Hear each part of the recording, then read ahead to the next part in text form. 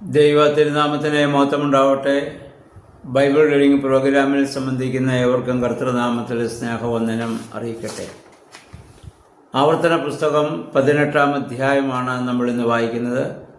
18-ാം അധ്യായത്തിൻ്റെ 1 മുതൽ 8 വരെയുള്ള വാക്യങ്ങളിൽ ലേവിയ ഗോത്രത്തിനുള്ള അവകാശത്തെക്കുറിച്ച് നമ്മൾ വായിക്കുന്നു. ഇതിനു മുൻപ് പല പ്രാവശ്യം ഇത് പറഞ്ഞെങ്കിലും മോശ ഒരിക്കൽ കൂടി ഇസ്രായേൽ ജനത്തെ ഓർപ്പിക്കുന്നതാണല്ലോ ആവർത്തനം എന്ന് പറയുന്നത്.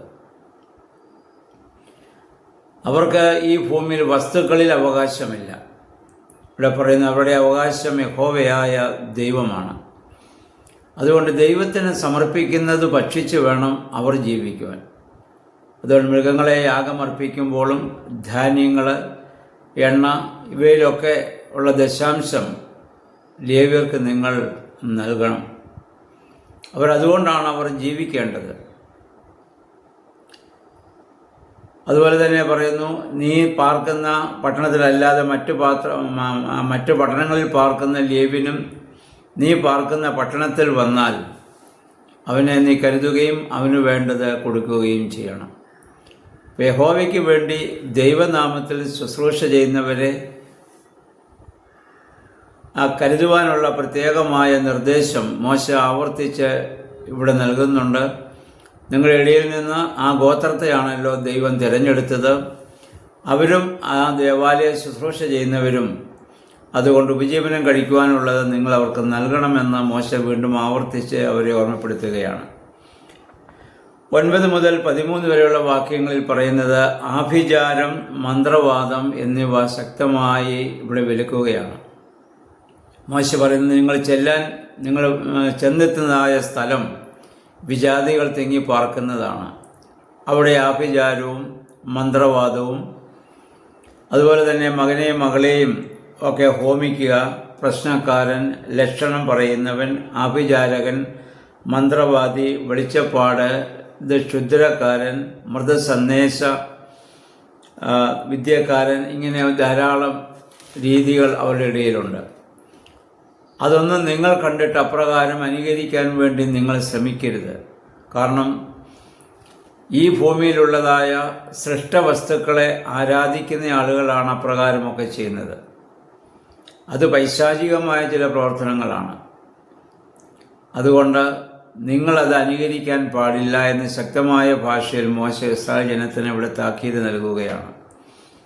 കാരണം ഈ ഭൂമിയിലുള്ള സകല ചരാചരങ്ങളെ സൃഷ്ടിച്ചവനാണ് ദൈവം.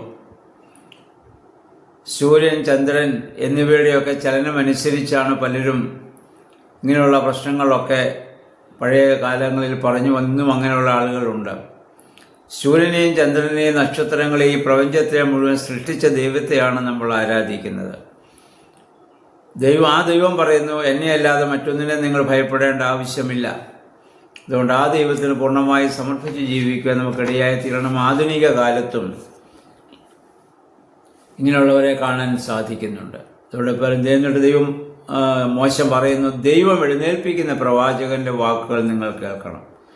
അതാണ് ദൈവത്തിൻ്റെ വാക്കുകൾ എന്ന് പറയുന്നു. പിന്നെ അതിന് 18 മുതൽ 20 വരെയുള്ള വാക്യങ്ങളിൽ ദൈവം അരുളി ചെയ്യാത്ത കാര്യം ദൈവനാമത്തിൽ പ്രവചിക്കുന്നവരെ കുറിച്ച് ഇവിടെ താക്കീത് ഇവിടെ നൽകുന്നുണ്ട്. ഇന്ന് പുതിയ നിയമത്തിൽ ക്രൈസ്തവ ലോകത്ത് ഇങ്ങനെയുള്ളവരെ ധാരാളം പേരെ നമുക്ക് കാണാം. ദൈവം എന്നോട് പറഞ്ഞു എന്ന് പറഞ്ഞുകൊണ്ട്, കഴിഞ്ഞ രാത്രി ദൈവം എന്നോട് സംസാരിച്ചു എന്ന് പറഞ്ഞുകൊണ്ട് വെറുതെ ഇങ്ങനെ ഒരുപാട് കള്ളപ്രവചനങ്ങൾ നടത്തുന്ന ധാരാളം കള്ളപ്രവാചകന്മാരെ നമുക്കിന്ന് കാണാൻ സാധിക്കുന്നുണ്ട്. അവർ പറയുന്ന വാക്കുകൾക്ക്, അവർക്ക് അവരുടേതായ തനതായ വാക്കുകൾക്ക് ആധികാരികത കിട്ടാൻ വേണ്ടി ദൈവനാമത്തെ എടുത്ത് ഉപയോഗിക്കുന്നു. ദൈവനാമം വൃഥാ എടുക്കരുത് എന്നുള്ള ദൈവികമായ കൽപ്പനയുടെ പരസ്യമായ ലംഘനമാണ് അവർ നടത്തിക്കൊണ്ടിരിക്കുന്നത്. ദൈവത്തിൻ്റെ നാമം പറഞ്ഞാൽ എല്ലാവരും അത് വിശ്വസിക്കുകയും അത് ഭയപ്പെടുകയും ചെയ്യും. അങ്ങനെ മനുഷ്യനെ ഭയപ്പെടുത്തി അവർക്ക് ധനസമ്പാദനത്തിനു വേണ്ടിയും അംഗീകാരത്തിനു വേണ്ടിയും പല ആളുകളും അങ്ങനെ പ്രവചനങ്ങൾ എന്ന് പറഞ്ഞ് ഇത് പറയുന്നുണ്ട്. അങ്ങനെയുള്ളവരെ നമ്മൾ ഒരിക്കലും അനുകരിക്കാൻ പാടില്ല. ദൈവം പറഞ്ഞിട്ടുണ്ടെങ്കിൽ 100% അങ്ങനെ സംഭവിക്കും. അപ്പോൾ കള്ളപ്രവാചകന്മാരെ തിരിച്ചറിയാനുള്ള മാർഗവും ഇവിടെ പറയുന്നുണ്ട്. ഒരു പ്രവാചകൻ എന്തെങ്കിലും പ്രവചിച്ചത് സംഭവിക്കുന്നില്ല എങ്കിൽ നിങ്ങൾ അവനെ തിരിച്ചറിയണം, കള്ളപ്രവാചകനാണ്. കാരണം ദൈവം പറഞ്ഞിട്ടുണ്ടെങ്കിൽ അത് 100% അപ്രകാരം തന്നെ സംഭവിക്കും. അതിൻ്റെ 1% പോലും മാറ്റം സംഭവിക്കുകയില്ല. ഒരുവൻ ഒരു കാര്യം പ്രവചിച്ചാൽ സംഭവിക്കാതിരുന്നാൽ നിങ്ങൾ അവനെ സൂക്ഷിക്കുക, പിന്നെ അവൻ്റെ വാക്കുകൾ നിങ്ങൾ കേൾക്കാൻ പാടില്ല എന്നുള്ളതാണ്. പക്ഷേ മനുഷ്യൻ എപ്പോഴും ഇങ്ങനെയുള്ളത് കേൾക്കാനാണ് മനുഷ്യൻ ആഗ്രഹം. അത് നമ്മൾ മനസ്സിലാക്കണം. യഹോവയായ ദൈവം പഴയ നിയമകാലത്തും പുതിയ നിയമകാലത്തും ഇതൊക്കെ വിലക്കിയിട്ടുള്ളതാണ്. കള്ളപ്രവാചകന്മാരെ ദൈവം അറിഞ്ഞിട്ടില്ല. ദൈവത്തിൻ്റെ നാമം അവർ വൃഥാ എടുത്ത് അവരുടെ കാര്യസാധ്യത്തിനു വേണ്ടി അവർ ആ ദൈവനാമം ഉപയോഗിക്കുകയാണ്.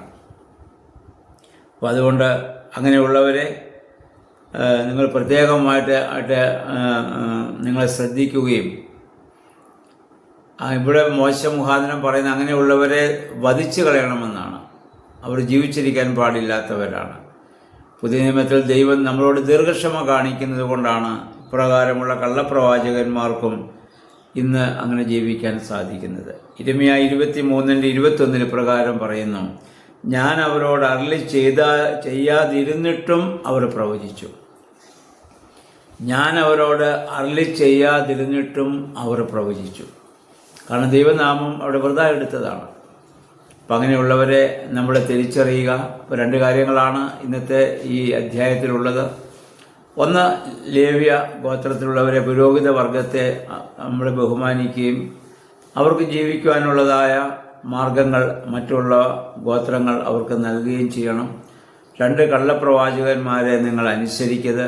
3, പഴയ നിയമകാലത്തെ ജാതിയുടെ ഇടയിലുള്ള ആഭിചാരം, മന്ത്രവാദം, അങ്ങനെയുള്ള കാര്യങ്ങൾ നിങ്ങൾ അനുകരിക്കരുത്. സത്യദൈവമായ യഹോവയിൽ മാത്രം ആശ്രയിച്ച്, ദൈവത്തിൽ മാത്രം വിശ്വസിച്ച് അവൻ്റെ വാക്കുകളിൽ മാത്രം നമ്മൾ ശ്രദ്ധ ചെലുത്തുക. ദൈവം എഴുന്നേൽപ്പിക്കുന്ന പ്രവാചകന്മാരെ അവരുടെ ജീവിതം കൊണ്ടും അവരുടെ പ്രവൃത്തി കൊണ്ടും നമുക്ക് തിരിച്ചറിയാൻ പറ്റും. അവരെ മാത്രം നമ്മൾ കേൾക്കുക. അപ്രകാരം ഈ വ്യാജവും സത്യവും തമ്മിലുള്ള ഒരു തിരിച്ചറിയാനുള്ള കഴിവും ശക്തിയും ദൈവമേ, പരിശുദ്ധാത്മാവേ നമുക്ക് നൽകണമേ എന്ന് നമുക്ക് പ്രാർത്ഥിക്കാം. ദൈവം അതിന് നമ്മെ സഹായിക്കുമാറാകട്ടെ.